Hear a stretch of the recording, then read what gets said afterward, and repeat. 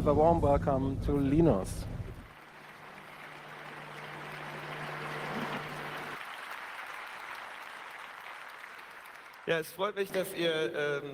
Yeah, I'm happy that so many of you have come and fell victim to this title. So I've decided to call it Hacking Brains. Background to this is, as soon as you talk about hackers, there's this image of half gods in black, and nobody knows what's going on, but they somehow gain access, and they're inside my technological devices. But it's actually quite different than most people think. So I have the thesis that every practical problem in IT security has been already solved in theory. So we're not really lacking the knowledge of how to do IT security. We just somehow can't manage to do it. So the practical IT security is a disaster.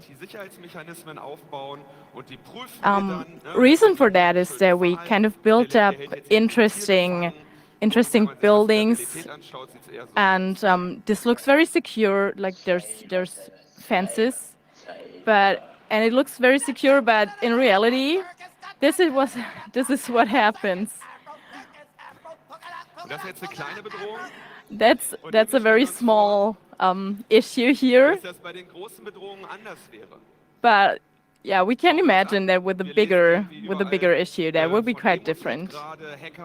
We're reading a lot about Emotet right now. Hackers compromise computers, and they want to have money.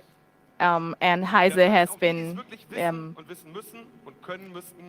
been writing about that a lot until they fell victim to it. When we look at research on IT security, especially here too, that's why I'm doing this here, it has to be avant-garde and has a lot of applause and be big. And in reality, it's more like, did I do it already? Am I in? So as hackers, we kind of think it's interesting to live in the world like on the left side, that academia thing, where in reality it's more like a gamble. So one of the problem areas we have, which we can see everywhere basically, we're not really attending for that. So I want to talk about simple scams, about password security issues, all that kind of stuff. One scam that's been known to the CCC quite well was a scam from the Chaos Hacking group. They send around emails telling people that they've hacked their sites and know a lot of private information about them, and ask them to send them their Bitcoin wallet. No, they give them their Bitcoin wallet and ask them to send them money in order to not distribute that information. And people think it can't really be that they know that. How do they know? So we need proof for that. Otherwise, we're not going to pay. But if someone tries to gain access to money from people, to get money in that way. Okay, so if people are trying to Google if this is a true threat or not, they are going to a website which tries to infect them with an additional Trojan. So people are going from rain into the next problem. I know you wanted to be scammed, so here's a little bit of snake oil for you to download. So people who don't have the training, it's very dangerous. So let's look at people who have the training, the Linux kernel mailing list.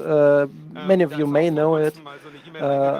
an email arrived, changed your, so it's a, it's been from October 2018, so it mentioned the password, and people are supposed to be very afraid because their password is mentioned, and they wanted to get Bitcoin from the Linux kernel developers. Bitcoin is quite nice. You can check the blockchain. There's 2.98 Bitcoins. That's about 19,000 euro for a few days ago. So nobody can say that you can't make money using Linux.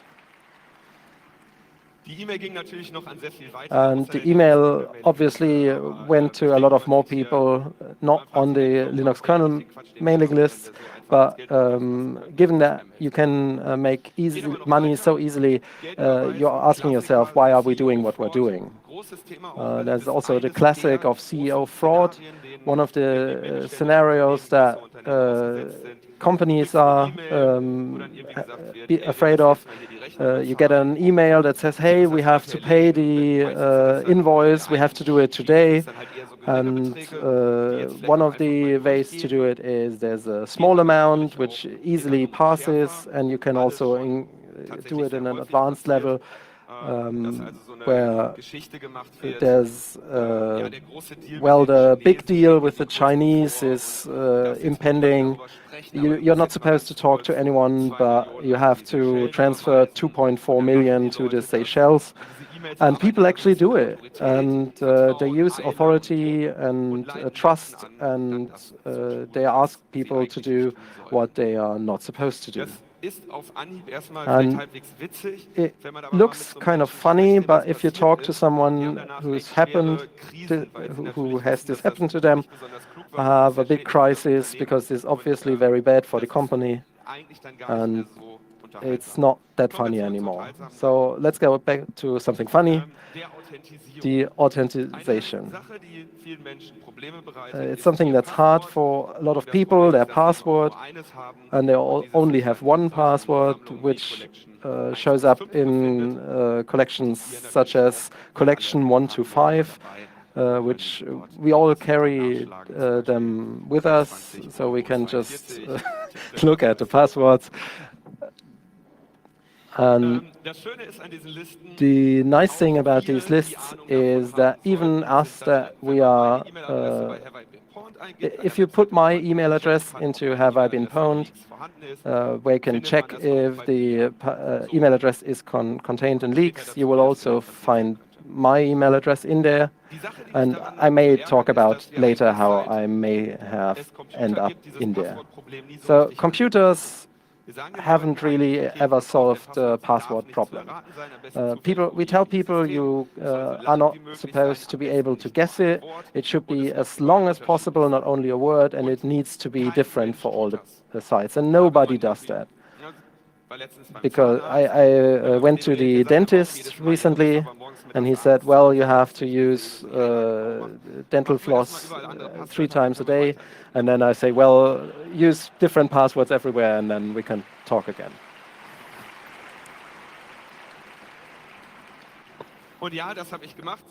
And yes, I actually did that.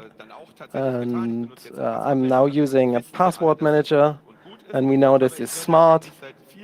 But I'm trying to tell people of password managers for many years, and the reaction is always the same. It's always the fuck. And we never managed to go beyond use password managers. And they ask me which one, and they say I don't recommend any. And the question is, how do people get these passwords? They either create a service and then they hack a service and then extract the passwords, or they just send you an email and ask for it. Here's a nice example that I got yesterday. I selected it yesterday because I actually fell victim to it. Yes. PayPal, important message. It wants to tell me that the system has seen an unauthorized access to the account, To guarantee your security, please push this button. And the nice thing about this is there's only one button, and that alone should make you feel weird. Also, the fact that the address wasn't PayPal, but I was kind of tired, and I clicked on it. And here's what saved me. My password manager couldn't offer me a password for this page. So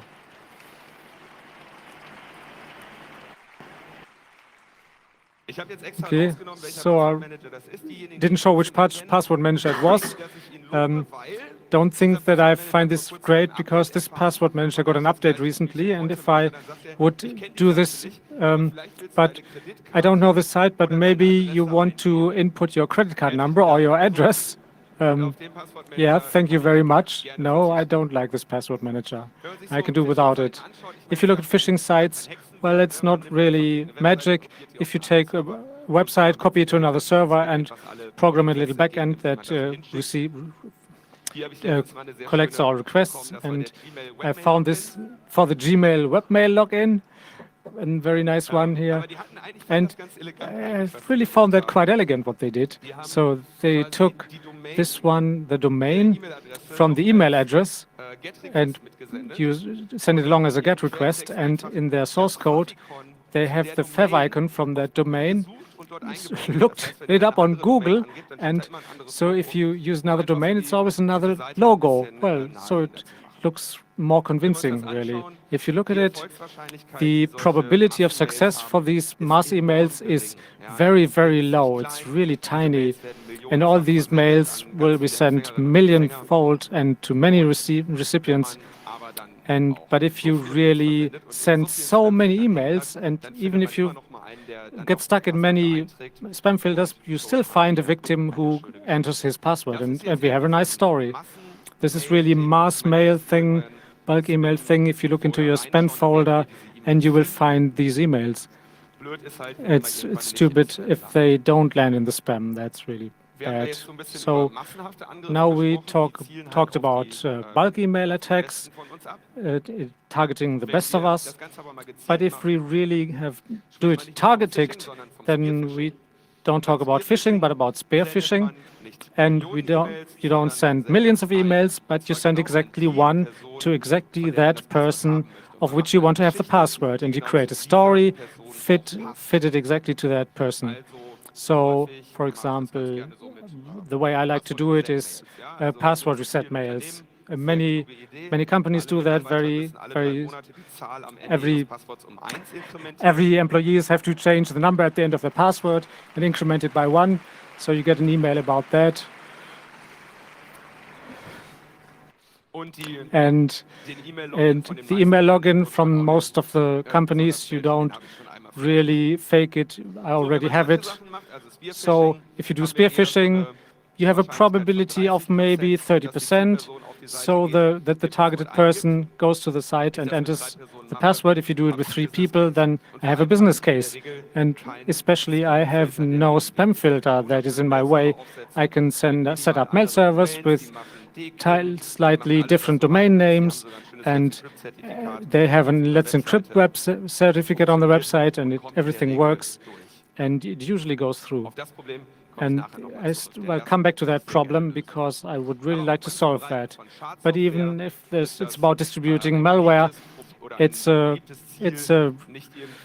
target that is really liked, not using zero-day exploits, but really offer the software to the people and see how they install it. THS talked about a tweet, and I looked it up, and it's really true. Sometimes as an IT guy, you feel like a sheep, like a shepherd, but sometimes the sheep are drunk and they are burning and they click on everything.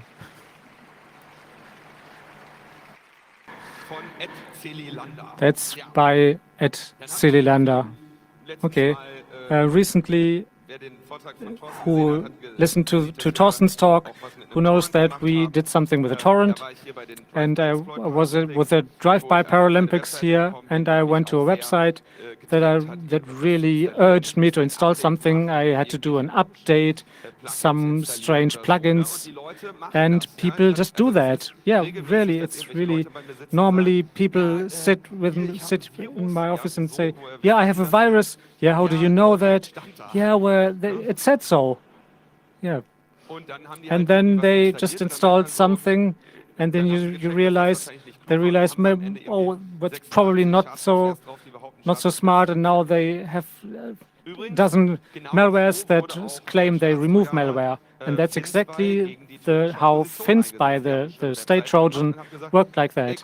They made a nice website. Hey, come on, click on this. You can download something here, and the analysis did Torsten together with Ralf Burmeier this morning. And now we are at a round of applause for Torsten, please. Now we have arrived at the problem which since about 2016 has been troubling the world, and that is ransomware. It's relatively simple. You get an email. In the email is some attachment. In this example, we did that in 2016. It's Locky, and it's an invoice. And if you open the attachment, the following happens. You get this one, and the program Microsoft Word is opened. And Microsoft Word has two warnings for you. You can see them in yellow and in pink on the screen. And the red warning says it isn't an unlicensed Word version. And so either you haven't got it or you have it and got used to it. And the yellow warning is warning you that you are about to shoot yourself in the foot very much. And this warning is very simple to understand. Be careful. Files from the internet can contain viruses. Unless you need to edit, it's safer to stay in protected view. And so consistently, there's a button consistent with the warning, enable editing. Everybody understands what it is, and the potential of danger is clear. And just like with the PayPal phishing email, there's this huge button, and on the top right corner, very small, it's almost hidden. You almost didn't see it. There's a little gray cross, and that's really the way to safety, to security. But of course, you are trained to press this button because this warning pops up every time you open Microsoft Word, because there's always a macro in the Word document in your company that's flying around your company. It's not that bad. Microsoft Word has another warning for you, and that's this security warning: macros have been disabled. And now you say enable content. And in this Locky, we sit in this empty page without content. And what we need is content. So we enable the content. And on the desktop, I put some files on the desktop here, which are lying around here. And if I press the button, what happens? All the files are gone. The macro that was in this document is loading via a simple GET request, an exe file, and executes log file, log key, and log key erases the hard disk and encrypts the disk. And when it's done, then by the way, it says, "Oh, your files are encrypted." And if people say think encrypted, they think, "Oh, can't you decrypt it?" And so it says, "No, you can't." No.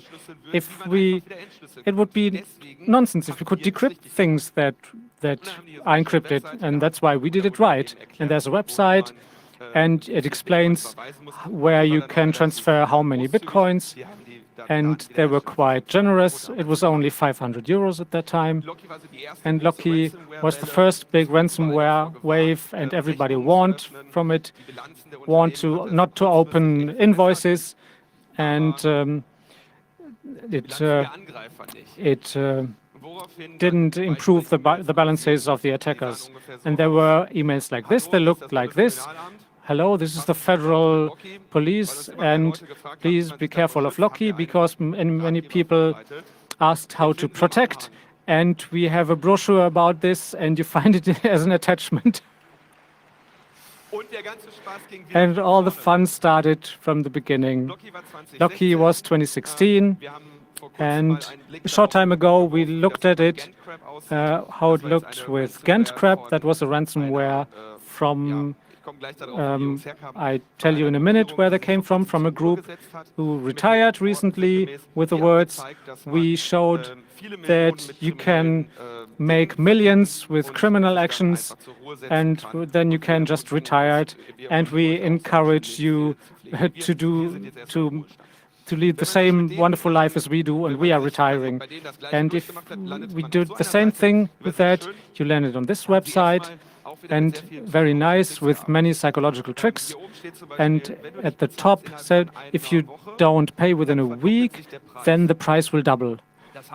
And they looked it up at booking.com. They copied it from there. And then they'll explain, it's encrypted, you get it only back from us, and there's a nice service, free decrypt. You can send a single file there, and they decrypt it and send it to you, so to prove to you that they can decrypt it. So they're really, really good businessmen and show that you can do it. They're honest people, and they have a chat, and they have a customer chat, and we were sitting together with our Windows VM that we had just GentCrabbed, and thought, oh, come on, let's chat with them. And we played dumb a little bit. Hello, we cannot buy the Bitcoin.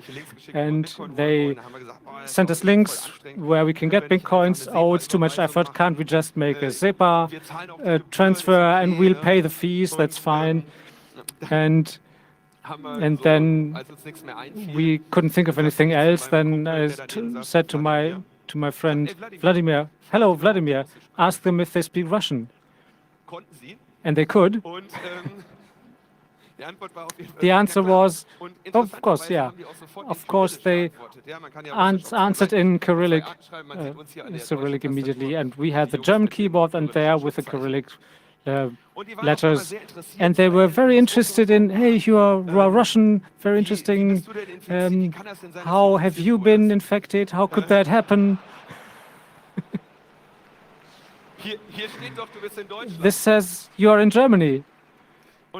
And then I asked, so you are in Germany and so on. And we said, oh yeah, I work for Gazprom. And they became more and more friendly. And they wrote this sentence, and I put it into Google Translate to translate it for you. And it's rather take a photo of your password in the background of this chat. You can cover important information with your fingers if you want. I just need confirmation that you're a citizen of the Russian Federation. If you are a citizen of the Russian Federation, we will send you a free decryptor.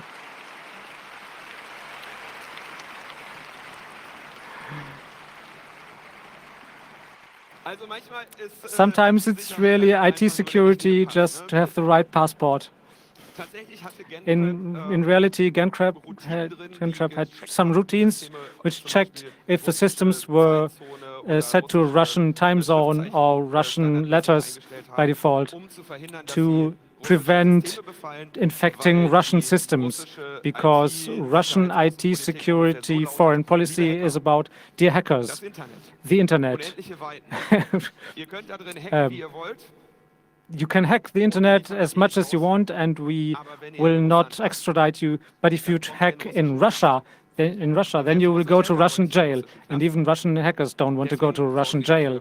So they make sure that they don't infect their fellow countrymen, real patriots. Brian Krebs has uncovered this group and wrote a very interesting article about it a few weeks after we did this little funny discovery.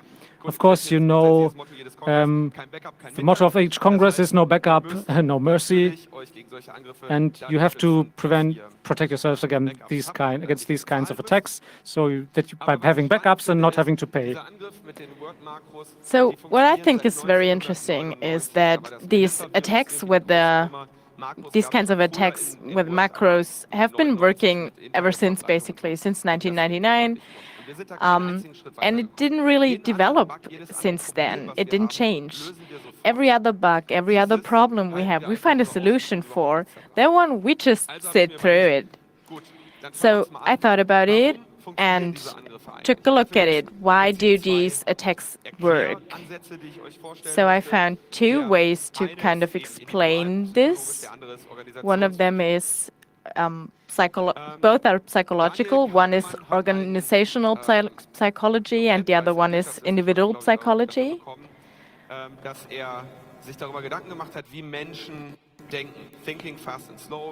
So Daniel Kahneman, who I think got a Nobel Prize, thought about how do people think. Thinking Fast and Slow is the book he wrote. So one of the first system is people think fast and intuitively and kind of automatically. If that happens when you're scared or bored, so for example, when you leave your home, you don't have to think about how you close the door or lock the door. You just do it because it's so natural to you, it's boring. So this is the first system,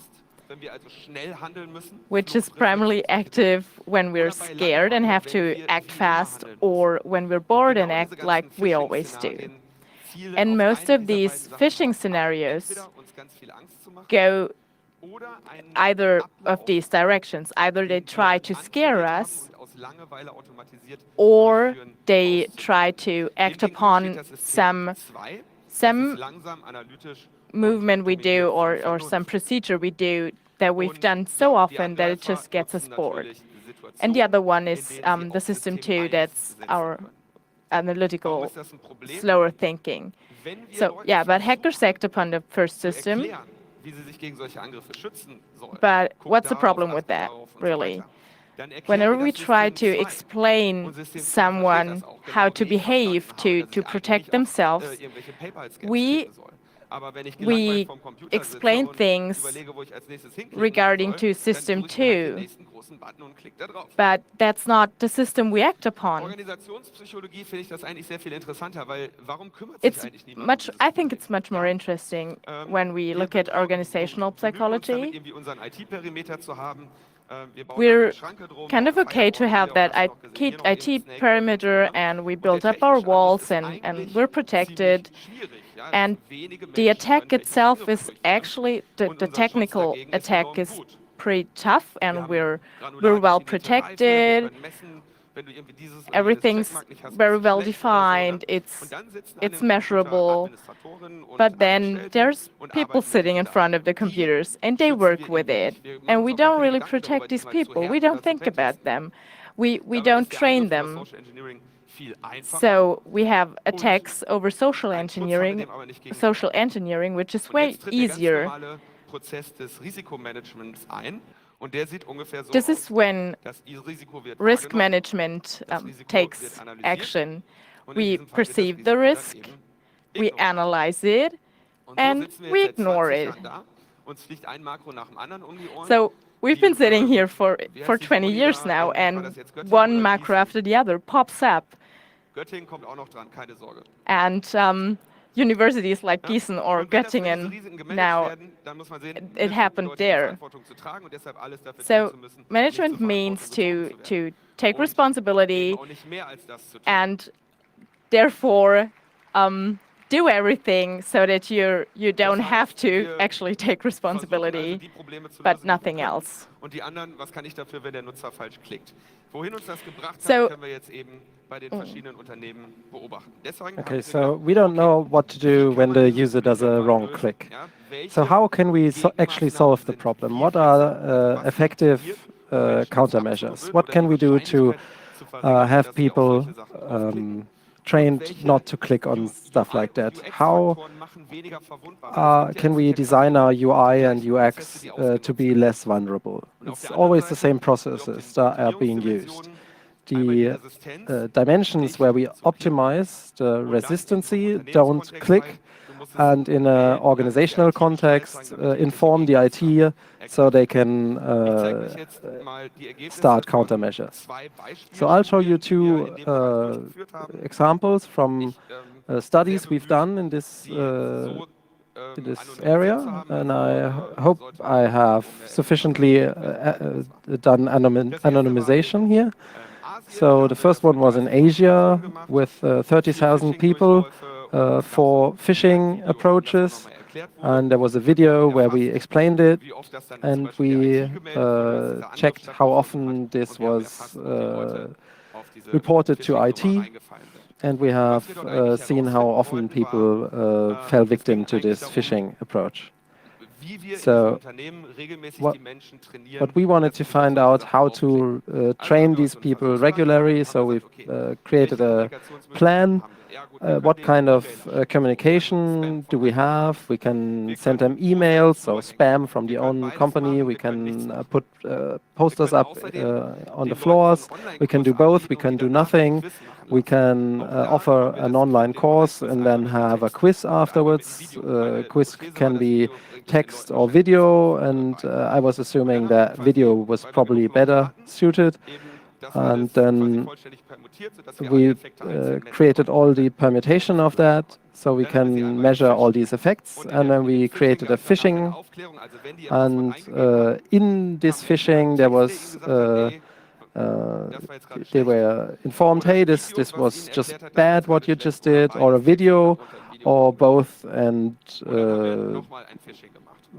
just one of the others. And then we did a phishing again, and now I'm going to mark in green what actually did something. So all the information, or everything that addressed system 2, nothing had any effect. You can have them do quizzes, nothing is going to have any effect. What had an effect was if they actually encountered a phishing, and it was slightly better if they've seen a video about it. Because when they actually are in the phishing, they actually learn something in system 2, while system 2 is active. So for the first data collection we did, we had a success rate of 35%. 55% ignored the email, and 10% went to the phishing site but cancelled. So they maybe have realized that something was wrong. And one of my colleagues said, hey, that's not possible. We have to be able to get a lot better success rate.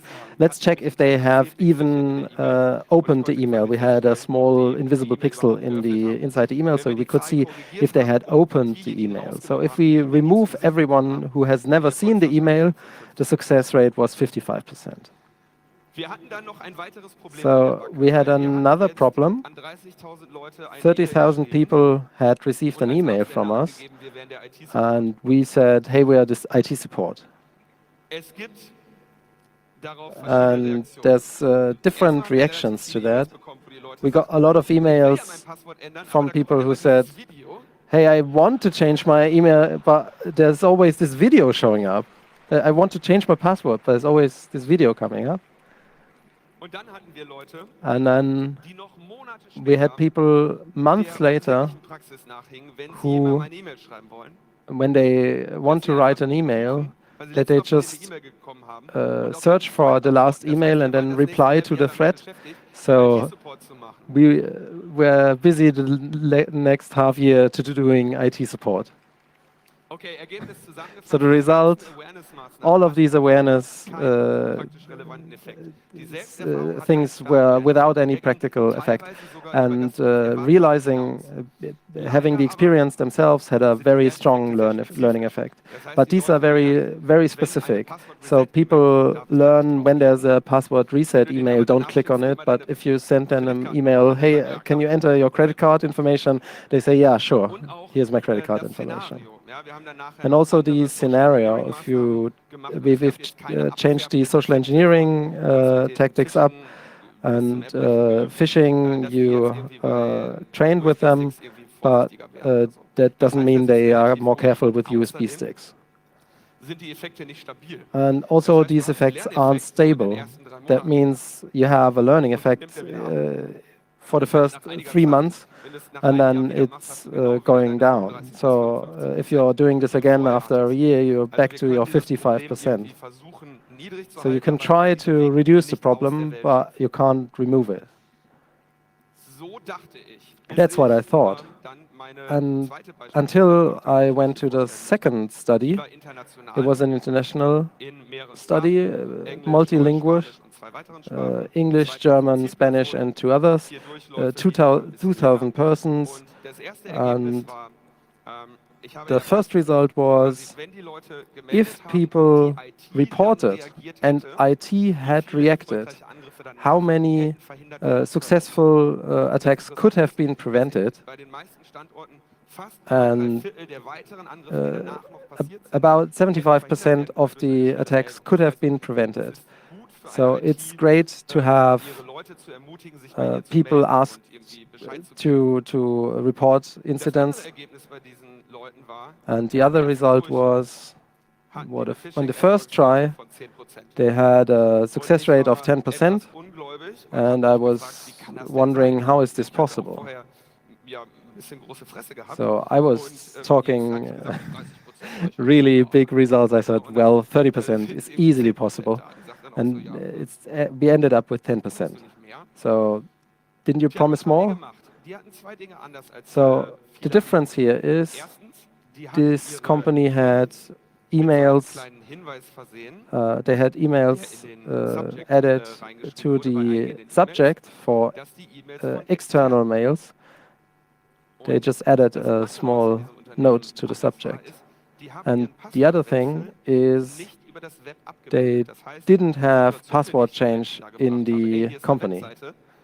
So here's a website, put your password in, so they didn't even, they weren't used to that. So they ended up working with their system too and didn't make the wrong decision. The second and the fourth try was only with the people who were phished in the first and third try, so it was like a hard refresh course. And there's a few people who are very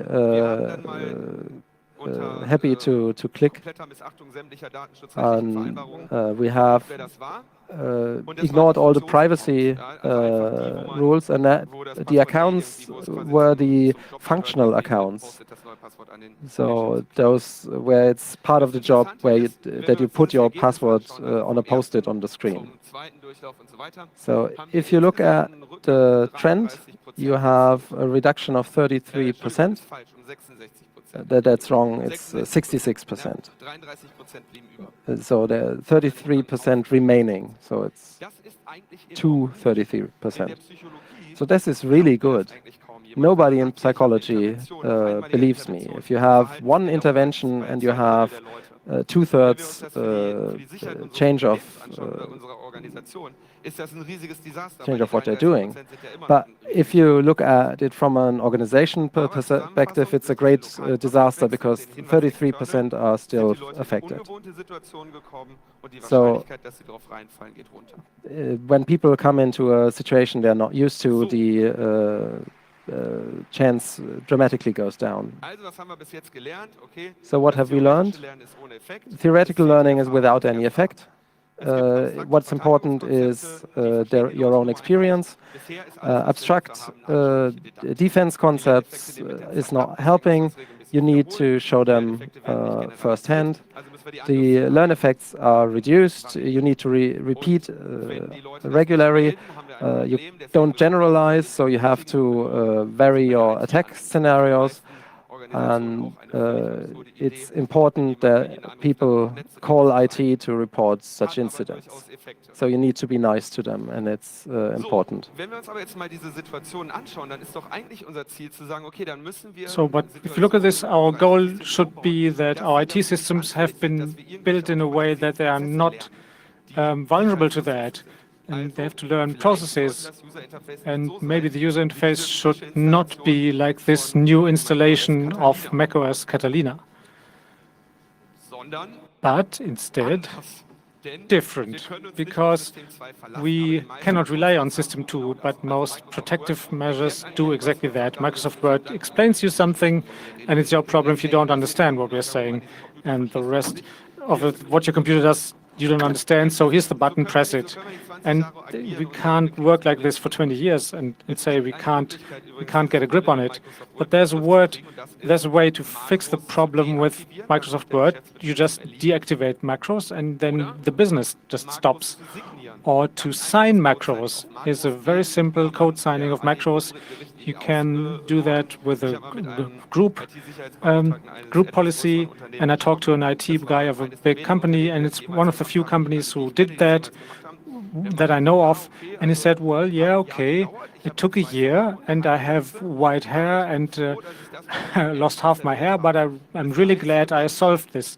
And it's the only person who did that in his company, and he's hated in his company, but really he's a hero, and you have to thank this guy.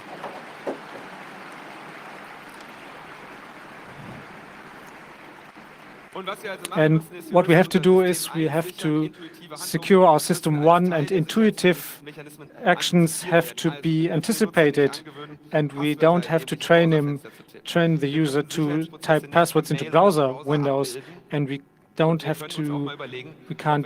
do it in browser windows anyway. And maybe we should just stop the free choice of passwords, so not everyone uses 1234 as the password.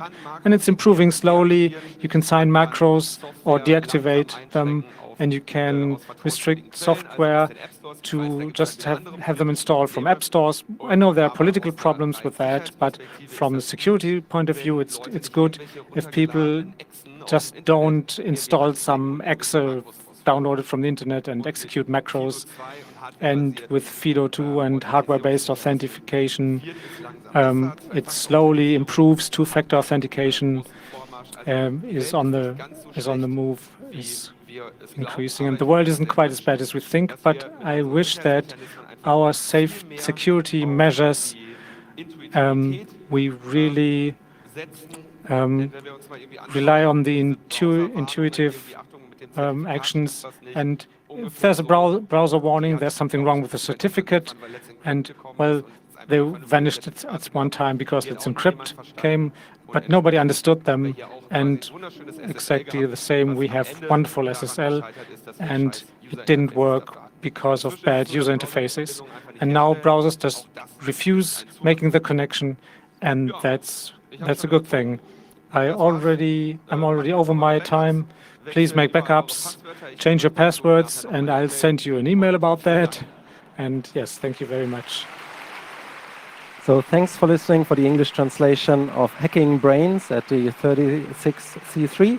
Your translators were Pink Dispatcher, Mary, and Tribut. We appreciate your feedback. Please email at hello@c3lingo.org and use hashtag C3T on your favorite social network. Wenn Linus Zahnarzt jetzt einen Passwortmanager benutzt Linus jetzt dreimal täglich Zahnseide. Ich habe mir gerade noch die Zähne geseidet, ja, habe ich tatsächlich. Ja. Yes, I was actually just flossing my teeth, yes.